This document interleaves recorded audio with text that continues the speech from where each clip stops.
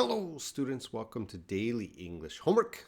Let's take a look at the homework. It says, tell me, what's a top news story in your country? Well, first it starts with tell me. You're going to have to write. So don't tell me face to face or in the WhatsApp group. You have to write, type, and you're going to talk about a top news story. I hope you read the news in your country. So it's going to be a local story in your country, in your area, in your region. Something happened, it was on the news, and I want you to tell me about it. All right? That's your homework. And I will give you an example in a moment, but let's look at Robin's rules here. First rule here, you see in red, big letters, do not copy paste. So students get confused. You have to understand the homework. This is an English channel, and I'm checking your English homework.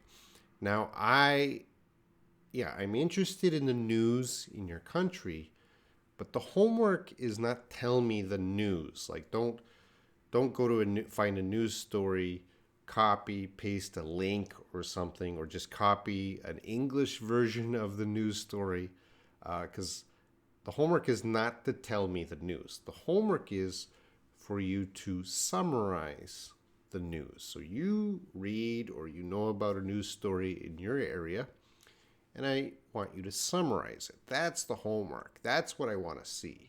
I don't need links to the news story. It's not tell Robin local news. I'm going to write to show my writing that I could describe or summarize some news story in my area. Does that make sense? I hope so. Anyway, do not copy paste anything. Do not post a link. It's just you summarizing the news. I prefer social news. I prefer that. But if you want to talk about politics, okay. If you want to talk about sports news, that's great too. You want to talk about entertainment or anything you want to talk about, whatever news story you like, you can write about that. I do have a preference for social news because that's interesting to me to hear about the social issues in your country, but you don't have to write about that. And 2 to 5 sentences, just a very quick summary. So the focus is just summarizing some popular or common news story in your country, and quickly tell me with new vocabulary. And of course, check the spelling, spacing, and punctuation. So make sure you do a good job in editing your writing before you send it to the teacher, and post it below this video, and I will check it. All right, let's get into my example. Now, if you don't know, I live in South Korea, so I chose a South Korean news story that is happening this month, and I'll read my summary here.